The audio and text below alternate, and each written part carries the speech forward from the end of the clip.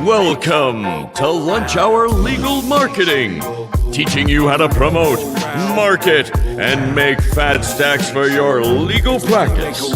Here on Legal Talk Network.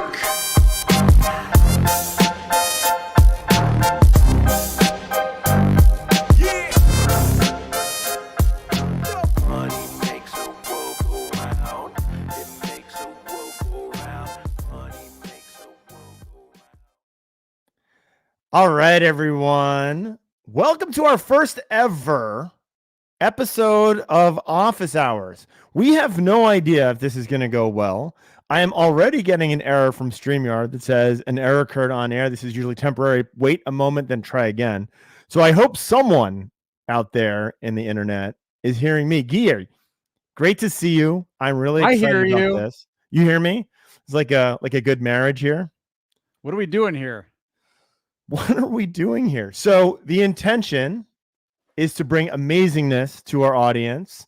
I can see at least Kay today. Don't know who you are, but you're here and letting me know that you can hear us, which is great. We have a bunch of pre-inputted questions that we're going to answer. And I would really encourage any of you to ask us anything at all. We promise we will not lie.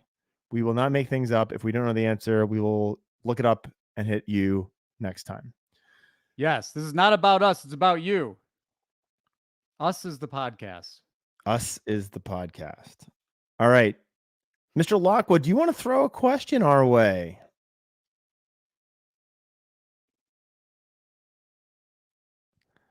All right. I'm going to throw a question at you, Guy. Yeah. Okay. This from our good friend Todd Verweer. There was a conversation the other day online about digital marketing agencies white labeling cheap labor. And the comment was basically like, listen, if you switch agencies a lot, what you're probably getting are the same people doing the same bad job under the umbrella of a different US-based marketing agency. Todd asked me, what's that? I saw this comment. Yeah. There's a couple different points here, though. Okay, go. Well, if you're getting the same bad service, regardless of who's doing it, that's a problem, right? And so, like, asking about how your agency operates and stuff, I think is totally legit. But I also got the sense, at least the comment that I saw, of this sentiment that there's implicitly something wrong with outsourcing or implicitly something wrong with overseas outsourcing. And I don't think that that's necessarily true. However, I would say in the poster's defense, it is an issue. But again, the solution here is not make sure everybody's co-located in Chicago. It's where are we trying to go? What are we measuring as success? What is the value metric, or what is the work product that you're doing? Because at the end of the day, I mean, honestly, do you really care who's doing the work if it's good work? Maybe some people do. I mean, we do hear that. People ask us, hey, is everybody in-house? And I will say, no, not everybody is full-time, W-2 employee located in my office, because we're completely distributed, just like WordPress and just like a lot of other companies in today's day and age. So what about you? What do you think? Well, I agree on the outsourcing thing, but I do want to put a little color on that. There's a lot of garbage offshore work. I mean, there's a lot of garbage onshore work, my friend. Oh, okay. Fair enough. You can just buy more garbage if you go offshore than if you stay in the US. I don't know. I mean, yeah, I guess just statistically, there's more people worldwide than in the US. There's plenty of trash in the US, man. Plenty. But my point is, it's expensive trash. But listen. Oh, yeah. Right. So like it's the expensive trash in the US. You can just buy a whole lot more garbage overseas. Yes. That's my kind of bigger point. But let me get to Todd's question. We told you this would be a Q&A session and we would answer your questions. It's not about me and you. I haven't gotten to Todd's question yet, and we are 5 minutes in. So we will do better, people, I promise. This was Todd's question. Why don't I just go to those third-party white labels directly as a lawyer. Why not? Why shouldn't I do that? Why should I pay the markup to you, Guy? I love how the poster was like, don't go to white label outsource. And Todd's like, I got to find these white label outsource people. It's amazing. Well, here's the thing. Go find them. But what are they doing? You know, I think, and again, I don't want to get into the with what the poster's talking about. The strategic knowledge, that's much more difficult to white label, right? You can get a freelancer to do all sorts of stuff. Shoot, you can get ChatGPT to do some of this stuff. But strategic, to know your business, to know your business numbers and your objectives and put a plan together of like what you're going to do to achieve a result. Yeah, maybe you can, and go find them. I would encourage you, go find them. That's my take. My take is a lot of the tactical stuff that is done offshore is focused on tangible deliverables that don't move your business needle. And I think a lot of, no offense to everyone listening, but a lot of people aren't qualified to evaluate whether or not, let me use a simple example. Hey, Guy, would you like 17 DR70 links? Right.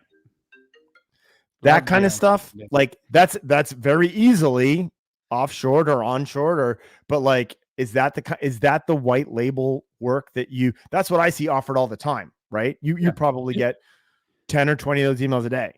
Look, can you do a white label to do some kind of like local link building campaign that crosses between local and social and SEO? Like maybe. And again, I don't want to be guilty of the same casting aspersions of offshore work. Maybe you can find these things. And you should, if you can.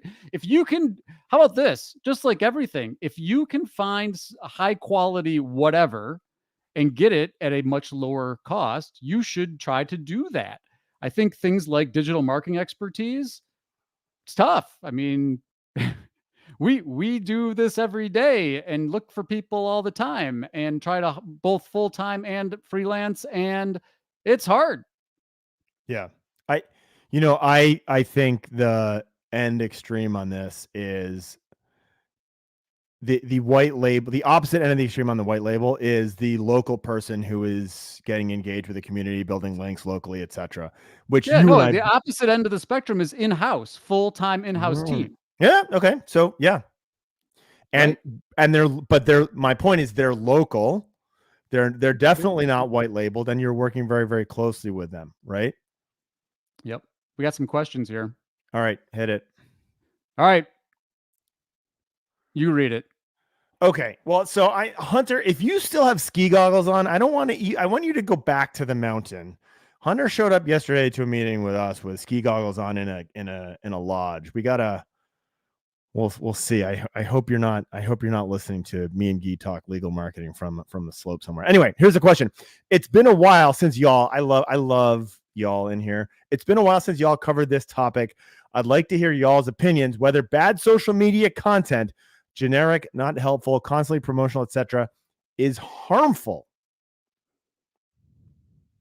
Guy, harmful. Harms my eyes. No, I mean, does it? So harmful. Let's talk about a couple harmful contexts. Harmful context number one, could it be bad for your reputation?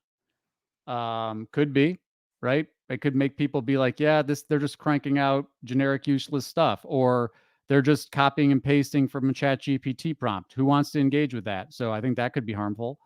Some of the stuff we've seen could be harmful from a legal ethics standpoint, in my opinion. So, now whether state bars have any kind of teeth, or, I should be more empathetic.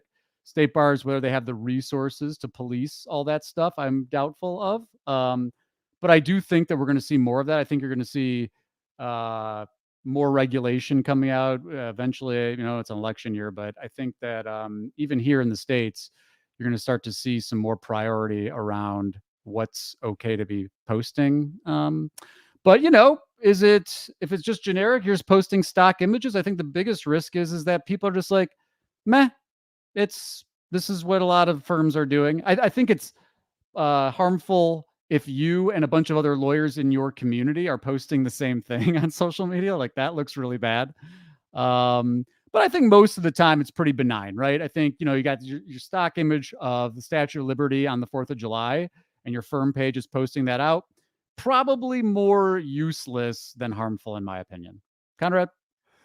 So I think the place, especially with social, where this gets harmful, and this is a pretty widespread problem, are the accounts, the social accounts. We tell you, like, don't buy followers and any of that stuff, and they just post stuff, but no one cares because they're just doing the posting part of the social media, and there is no engagement, there is no connection.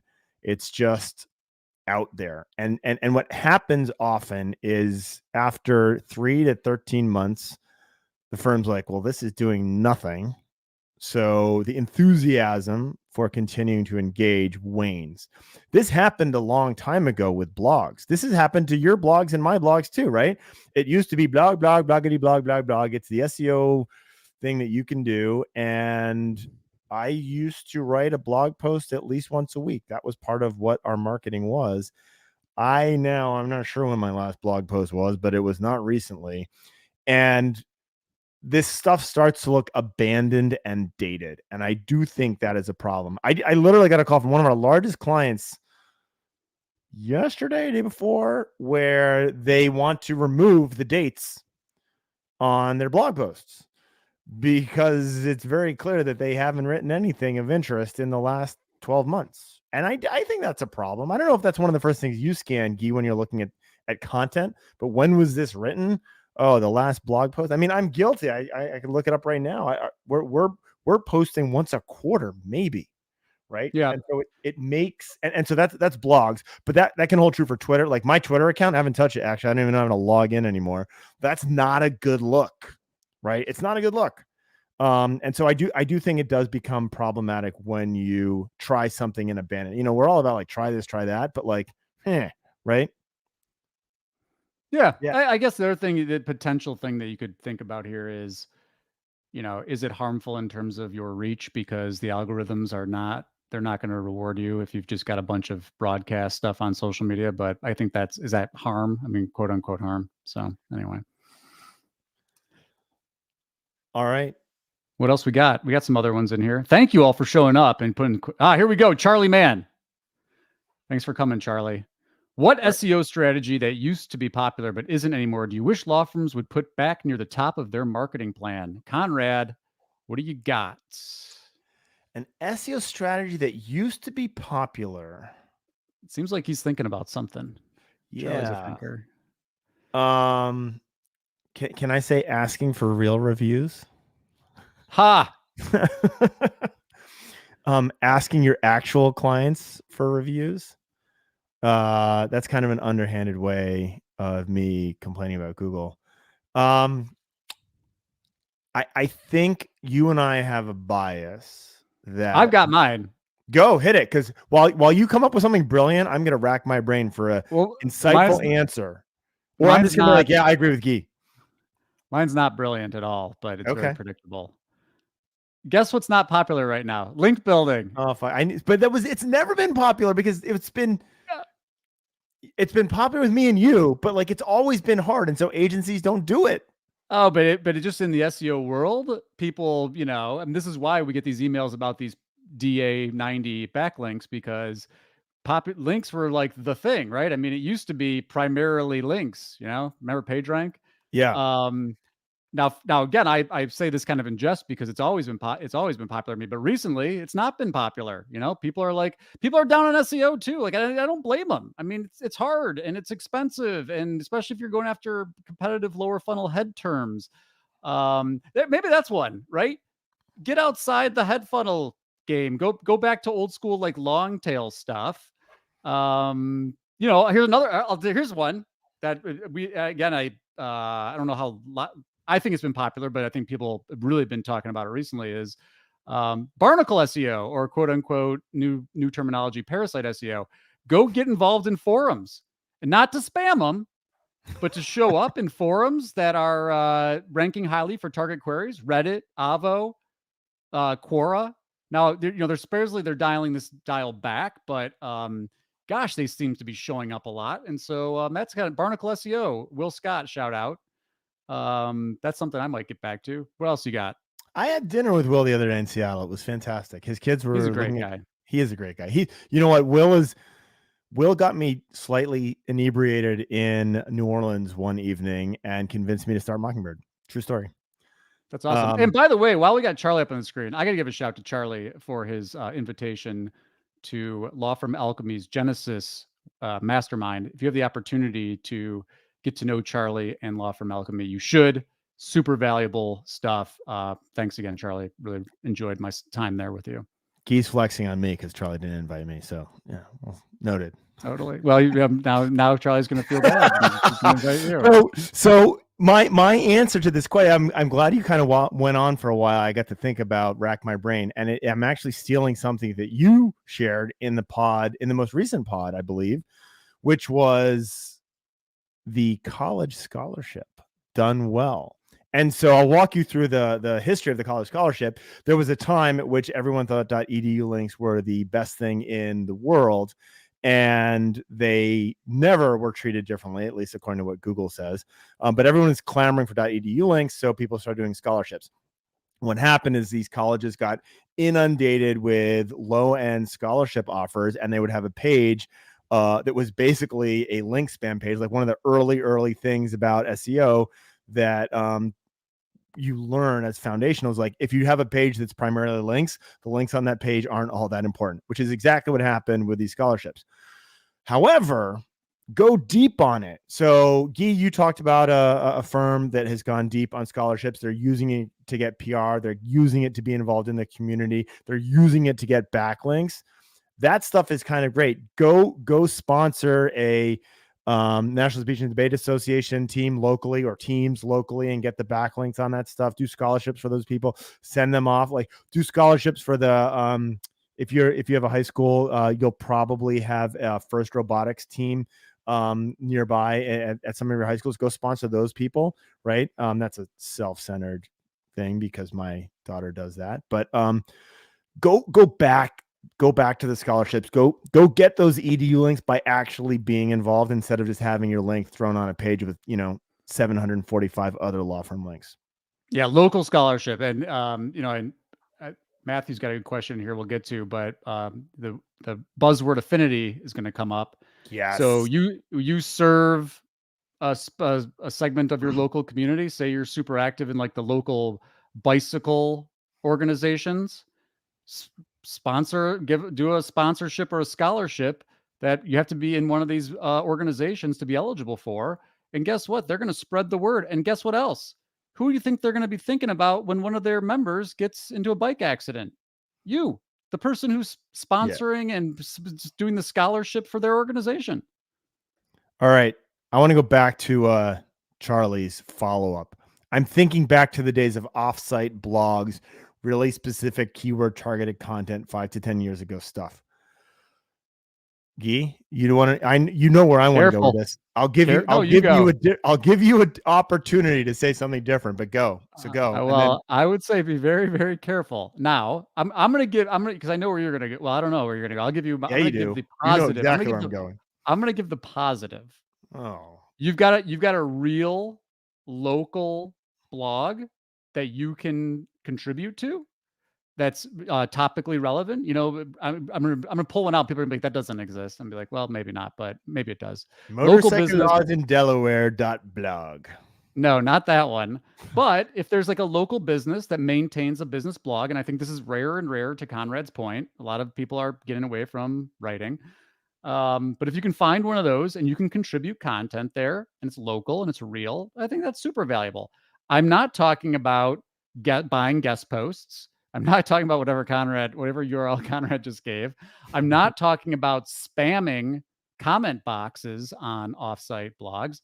That stuff, waste of time and more likely to be harmful than helpful. Could not agree more. Here's the ugly side of this. And Charlie, my perspective on this, I've just watched this happen over and over again. Blogs have been traditionally very good at driving links. and old blogs even more so because people were less cynical about links. And there were lots of firms with lots of blogs and lots of domains. And the answer is, from a pure SEO perspective, consolidate all of that stuff.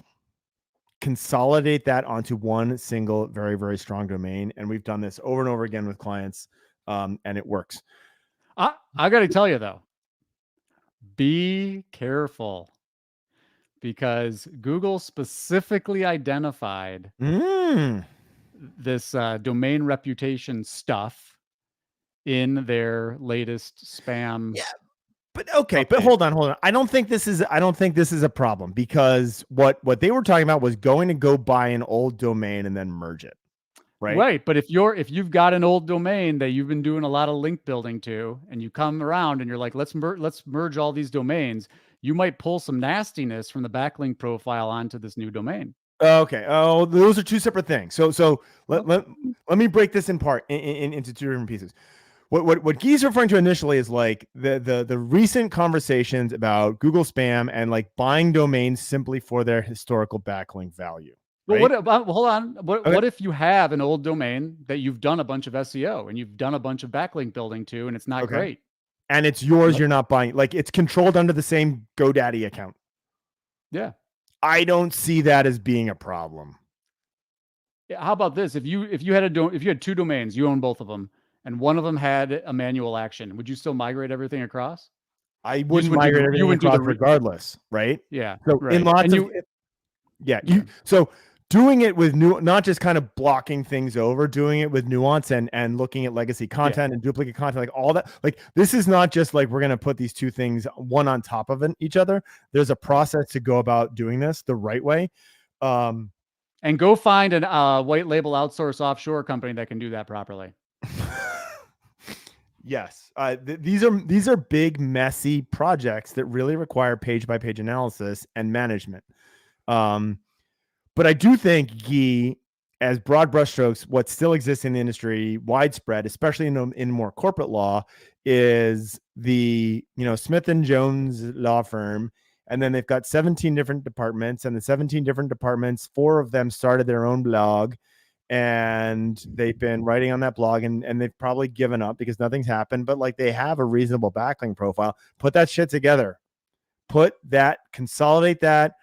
Like, it's topically relevant. The content is topically relevant. The links, if you got them, are relevant.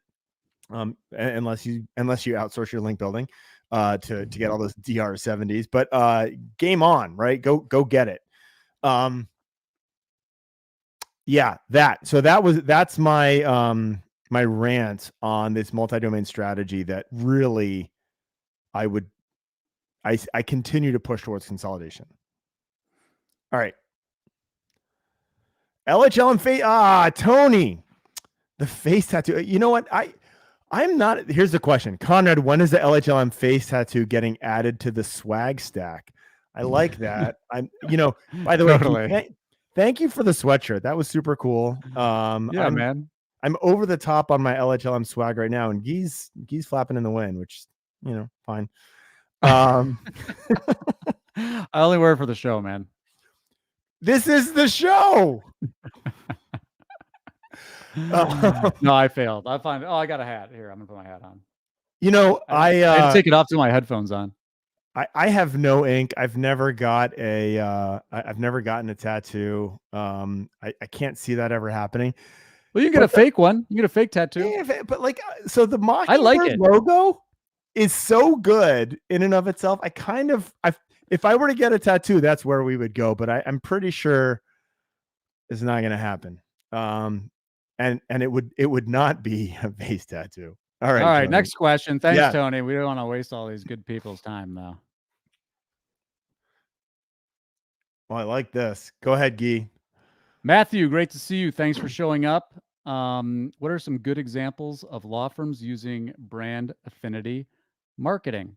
Conrad, you love brand affinity is really your thing, so I'll let you start. I mean, if you want, I believe this at the depths of my heart. If you want to stand out in a market, build affinity. Everyone hates lawyers, but if you can be the lawyer that people like, even if they don't know what you do, you start to win. So I will give 3 examples. I'll think of number 3 while I'm talking about numbers 1 and 2. Morris Lilienthal, Huntsville, Alabama. He has spent an absolute fortune of time, a ton of time, a lot of time building out and promoting Huntsville, Alabama. He knows everyone there. He and his content is very rarely about legal, if ever. And so he is just promoting that area and everyone in that area, and everyone loves the guy. He's also a nice guy, right? Like, part of the answer to the can you build brand affinity, you got to be a good dude. Morris is the nicest, kindest, avuncular guy I know. I don't think I could ever personally build brand affinity like he does. Let me use another example. This guy I got to meet for the first time ever at the Motorcycle Accident Summit in Savannah last week. Byron Brown has built brand affinity. His brand, I believe he's out of Utah. He's a personal injury lawyer. He's built brand affinity by being, his brand is the anti-lawyer lawyer. He is very much not what you would expect from an attorney. And for his market, they love him. Not everyone does. Not all lawyers love him. Not all judges love him, but he is a gruff, tattooed, non-suit wearing. His mouth is worse than mine. He is brand affinity for his audience. And that is absolutely magical. And the final person that I will talk through is Josh Hodges out of Kruger and Hodges. And again, he has done an amazing job of promoting his local market. And it is the small towns north and northeast of Cincinnati, Ohio. And that's his stomping ground. That's what he loves. And he will do anything to support businesses there. And they love him for it. So if you want to see, and it's a combination of genuine local engagement and leveraging the reach of social media to reach more people. And that it is amazing. Affinity over awareness all the time. I love this. I love this concept. And if you can move down this path, it's great. But you got to be a good person, and you got to put a lot of time into it. Yeah, and I guess more generally, without going to like specific firms, you kind of mentioned this towards the end there, but it's getting active in your local community, or it's getting active in a a segment that you're also passionate about. So it can be highlighting charitable work that you're doing. It can be so I know a lot of these folks are doing the food stuff, or the interviewing the local, highlighting local restaurateurs. The stuff works. I mean, you get, people love it's doing content around stuff that people actually care about in their local community. And then you're kind of like, it's almost like barnacle affinity. Like, they're attaching you to the affinity for either the stuff that you're doing, or the organization that you're supporting, or the cause that you're supporting, or the community that you're supporting, or the bicycle club that you're supporting. And so I just think that this was one that's just, I don't know. I mean, I think we're seeing more and more lawyers like catch on to this. And that's another thing too. People think about this like dichotomy of like traditional marketing stuff and like digital, and the lines are blurred, folks. Yeah. The stuff you do in the real world in your local community has an impact on digital, and vice versa. Yeah, the brand affinity it's so good. And you're right. Like, you can barnacle onto the positive. It can be a soccer team, a football team. Like, I mean, Guy and I do this already. We talk about Michigan, right? We're doing that. We're Michigan. Well, that's because we're sick. Because we're gloating right now. But like, I got a really important referral to a vendor, and the part of the referral was, hey, he's a great Michigan guy, right? So we do that. But puppies, veterans, sports teams, local businesses, promoting women, like, there's so much you can do in this. And I love it. And it works. And best when it's, stuff you actually care about. And also really good when you're supporting an organization that has a lot of overlap with the segment of your community that you serve. So if you're I'll make an easy one again. Did I bring up chiropractors before? But if you build relationships with rehabilitation centers, if you're an injury lawyer, or you build relationships with marriage counselors, if you're a divorce lawyer, those types of relationships and co-marketing and co-charity and co-sponsor and cause support, you've got your clients are there. They're seeing you there. They're seeing you as a member of that community, and that's super, super valuable. One more anecdote on this. Physical therapists, go stock the water in a physical therapist office for free. We've got STOCK, not STALK. I'm not suggesting you digitally stalk local professionals. I mean, literally hire a kid to fill up the water bottles that have your logo on it at the physical therapy office, right? Stuff like that. Get involved. All right. Tony, I love this. I'll read it out. I love your riff on the pay-to-play speaking at conferences in the last episode. If somebody was interested in getting on more stages as a marketing tactic, how would you decide whether it's worth paying for an opportunity to speak? Guy. No, this is all you, man. This is your shtick. Guy's saying that you're the one who pays to speak. Guy's saying that because he knows I prostitute myself to speak. Well, you said it on the pod. I think so. So here's my answer. And this is I'm going to give a pay-per-click versus SEO answer to your question, Tony. It is rarely worthwhile to pay for a speaking engagement. It is often worthwhile to pay for a lot of them. And so what doesn't happen regularly, and this is my personal experience, I could be wrong about this, but what does not happen is I go to a talk and I sign someone that week who was at the talk. What typically happens is, hey, Conrad, I've seen you blah and blah and blah. Let's go out to dinner next time you're in New Orleans at whatever conference it might be. Like, it is the repeated exposure that I really do believe is important.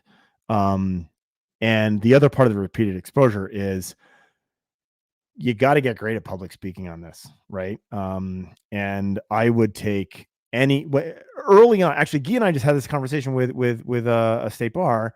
Early on, I would speak anywhere. I would speak for a group of 5 people, right? Paid or otherwise. But I would just get those reps in. There's a great Mike Mogul did a pod on this, and Ask Michael Mogul Anything, about like just speak and get the reps in and you'll get better. And so I would take those opportunities, but for an individual event, I don't think you can look at this as a one-off. I think you need to look at it as a budget for a 12-month period and get as much opportunity as you can out of that. And you're really looking for, are people not showing up if people are going to get the CLE, right? It's not a good speaking gig because most of them don't really care about what you're talking about. I guess I would say too, if I'm trying to speak to lawyers that are thinking about doing speaking, and again, Conrad's points are, I think, the most important is like not thinking about it as like a vehicle for direct response sales. But I would be focused on groups and organizations and events where it's people that are there that are interested and wants to consume whatever it is I'm talking about. And if I'm a lawyer, again, I'm thinking my local audience. And so speaking, even if it was paid, which again, I think they should disclose, but if you call up a local organization, going back to Conrad's thing about the physical therapy places, and you're like, hey, I'd love to come talk to people at your rehabilitation thing about physical therapy, about things that they should know from an injury lawyer, or thinking about hiring an injury lawyer, like why you might pursue a claim if you've been injured, maybe. And if they want you to pay for that, that might be great, because it's an audience that might actually need to hire your services, or it's people that in your local community that will talk about you and be like, hey, that was so, Conrad came and spoke to us about all the things that we needed to know about considering whether or not to, sue our insurance company or whatever. I think that stuff is good. It gets good word of mouth. People talk about it. Local link building is there. And Conrad, my business is a little different than a local law firm, right? Because we work with law firms all over the country. And so, as Conrad mentioned, if you're going to pay, access to a larger audience, and then questions like, Do you get access to the registration list to do follow-ups, or what are the rules around like providing an offer? Some conferences are very strict about like, you can't offer anything from the stage. Other conferences you can. So, drop a QR code or a link in your deck so that people can stay connected with you. I think it's turning that one speaking engagement into a longer term relationship is really the key. All right. Guy, we're 35 minutes in. I was concerned. I don't know if you were concerned that we would do this and it would be me and Guy talking to each other, which happens all the time anyway, but we would just be publicly just talking to ourselves. Not the case. So thank you guys. Everyone who showed up, super, super gratified. Thank you for your questions. We will be doing this are we at every other Friday, Guy, roughly? Yep. Every other Friday following the week that we launch the pod, or that we publish the podcast. So if you subscribe to the podcast, know that same week we'll be doing it. We'll circulate the registration links. You can, as people are doing, you can either register on StreamYard, you can register currently on LinkedIn for the event, as well as YouTube. And we'll give a shout out, because you just wrote the last one, to The Bite, which is the Lunch Hour Legal Marketing Companion newsletter. We'll get links for that if you need more Lunch Hour legal marketing. No more questions right now, because I got some seed plant ones. You want to throw another question? I was trying to wrap it up beautifully, but go plant, or we can hold it for no. Let's go. We'll plant some more. And people are here. People are still here. Go. Let's get it. All right. What you got? Let's see here. All right, this was a little game that, and Douglas Miller's here, or Millar, I apologize, Douglas, if I pronounced your name incorrectly, but he was participating in my little game. I'm going to give you a quiz, Conrad. Oh. All right. You got it. Is this unaided? Is it my kids? You can't use the internet to answer these questions? You can, if you can do it fast enough. You'll know the answer. Oh, you're in search. You're in Search Console. Yeah. You've got it filtered for your Google Business Profile URL. So you're only looking at Google Business Profile URL search data. And you're noticing that there are tens of thousands of impressions for relevant keywords. And you're noticing your average position is like between 1 and 3. So your average position in Search Console is really good. You must be one of my clients. And you're getting 0 clicks. Ha! But you're getting 100 phone calls. You're tracking phone calls through your Google Business Profile. What are all of the things? And people, feel free, if you know the answers to this, to drop them in the comments too. We're going to try to stump Conrad. What are all of the things that might be causing high impression, 0 clicks in that context? Well, you said 0 clicks on 100 calls, right? Maybe not. Yeah, 100 calls. Maybe not 0 clicks, but maybe like 5 clicks. Yeah. Not a lot of clicks. So if I was a dirty, underhanded piece of shit marketing agency, and I wanted to demonstrate that I was doing a great job of making graphs go up and to the right, I would have contracted with 1 or 2 firms out of Thailand to spam the crap out of those results. Well, spam, what do you mean? We're just gonna, what are we looking for? Like, I just want to make it look like you're just gonna search on it. Yep. Yeah, but your 0, that's not necessarily going to guarantee that your average position's between 1 and 3. Well, you're ranking. Right. So the average position between 1 and 3, is this a local Falcon scan? Nope. This is Search Console data. Okay. So I'm pretending that I'm in the lobby of that firm, and I am just going to run query after query after query. Well, I hadn't thought of that one. What? Let me give you. Sorry. Am I too underhanded for you for the obvious answer? You're playing dirty pool. But yeah, I've seen. Here's the problem. The reason is because I've seen this happen, right? Like, there's a great article on. Fuck, you got me all pissed off again. There's a great article. I think it's on. Yes, I got the F-bomb too. Oh, damn it. So, by the way, someone challenged us to have a PG-13 rating for our next podcast. So next time we're going to have and I apologize for those of you who don't appreciate my language. It's also genuine and authentic. But so there's if you guys think this isn't happening, I think there's this. I'll try and find it while we're talking. There's a CNN article from last week that goes into how these click farms work and how it's just it's a standard business practice. And if you have an agency that is incented to show you up into the right graphs, the easiest way to do this is to fake it. Sure. So you were saying lots of phone calls, but no click-throughs. Lots of phone calls, real phone calls, and you're ranking there. So my next answer on this is you have a really, really strong and high spend offline campaign. So you think they're all brand terms? They're brand terms. It's all non-brand. It's all non-brand. I'm looking for Smith & Jones because I can't remember their phone number. And I'm using Google to do that. That's a good one. But I should have clarified that it's filtered by non-brand too. Oh, so this is transactional queries that I'm winning for. That no one generating phone calls, generating real phone calls, clicks, but not phone calls. I think you're reporting no clicks, no clicks. Sorry, phone calls, but not clicks. So let's use. Let me take. I think your reporting's effed up. Nope. Let me give you. Well, it is, but I will tell you in a second. So first, what you could have said under your dirty underhanded one is they're faking the phone calls. Right? Yeah. They're calling the tracking number. Yeah. I mean, by the way, also don't think that this didn't happen because go look at what happened with Camp Lejeune, right? And so what happened is there was a lot of pay per performance for Camp Lejeune signups that was offshored. I don't mean to crap on offshore today, and I really don't. But this happened, and this is now hitting Congress, where there was pay per performance on conversions and signups, and it was offshored. And there are a bunch of law firms that are underwater because of this, because they were paying for those bullshit leads. Yeah.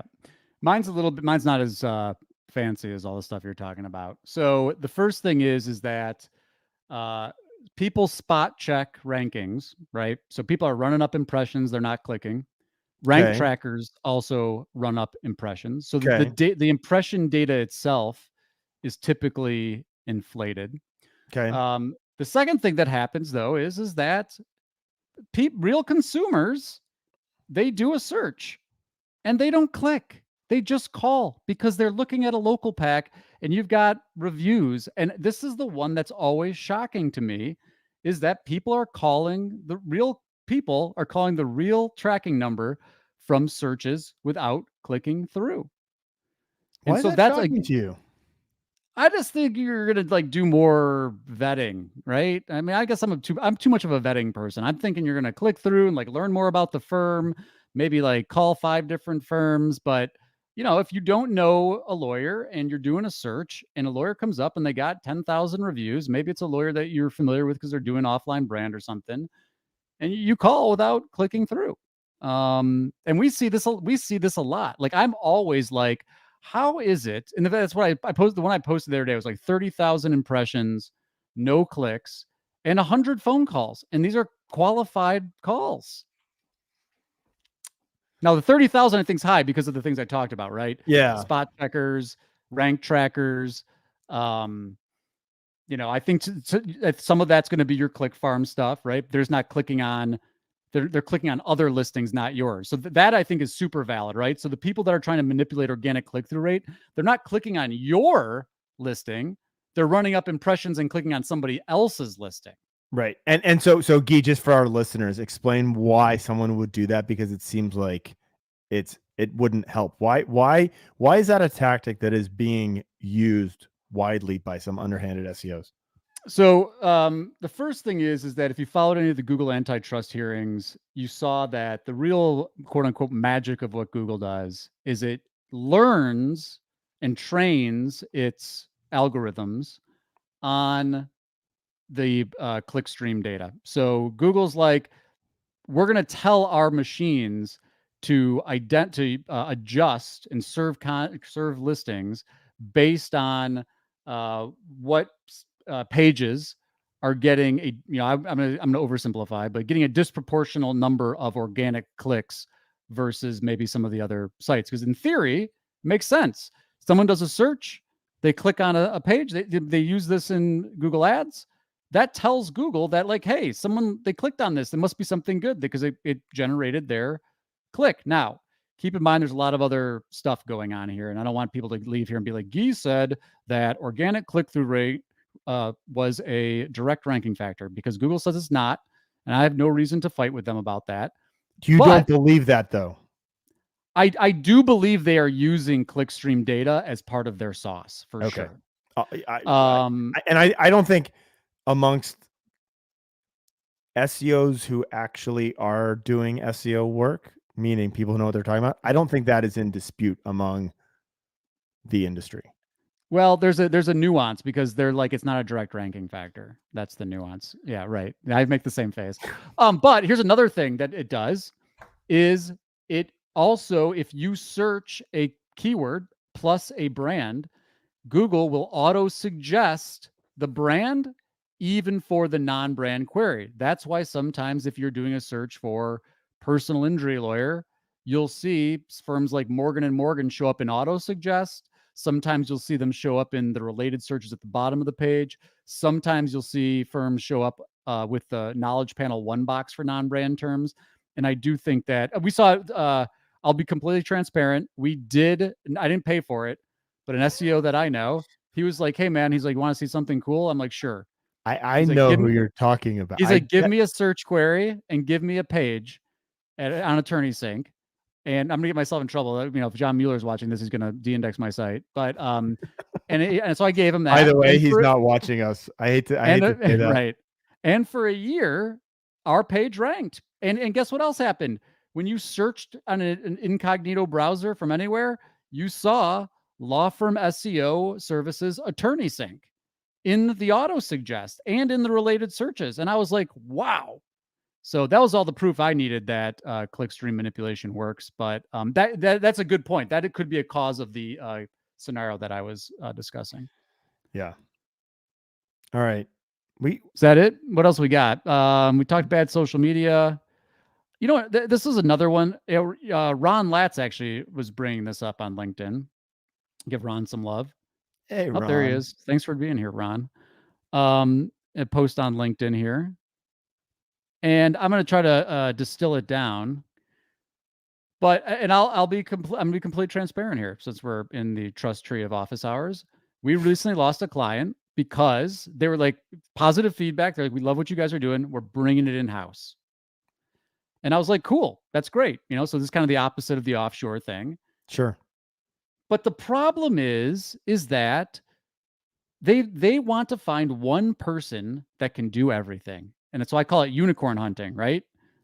And they want to take all of the stuff that we had many people working on and have one person handle it all. Conrad, thoughts, feelings? So the one person handle it all is a really bad idea. I do, however, I mean, you and I have done the dream team concept on the pod. I think there are one of two jobs that if you're going to hire in-house, it's one of these two jobs first, if not only. Number one is a COO, like an actual COO, who can run the technology and has the business metrics in their mind, as opposed to the marketing garbage that most of us spend all of our time talking about. And that person is analytical, they're technical, they have authority to make decisions and make changes. And that COO role is, to me, the linchpin difference. It's we talk about from lawyer to CEO, like a lawyer no longer doing cases, but actually functioning as a CEO. I think more important than that is that COO role. And if you want to get deep into this, start getting into Fireproof, John Knockhazel, like that, I think is a very real role. It's also a very expensive role. And most but of they're not doers. They're strategic people. No. They're not doing I know all this stuff. But so like you want your in-house person, don't hire the unicorn, hire the COO, or this would be an or hire the person who's deeply local. Like deeply local. I'm going to be feet on the ground. I'm going to set up the water bottles at the 5K. I'm going to find the puppies to adopt. I'm going to find the kittens to kiss and the hospitals and the book bag giveaways and all that stuff. And you can hire that person who's already built into your community. So you're hiring an asset there. Those are the two roles that I think are great in-house roles. I think a really bad in-house role at this point in time is pay-per-click. If you're running pay-per-click in-house, there's two things. Number one, it is so complicated at this point in time, and Google is making it increasingly worse. Your economics are not going to be that great. Number two, you don't have the value of the like we run millions of dollars, and all of that is across hundreds of campaigns.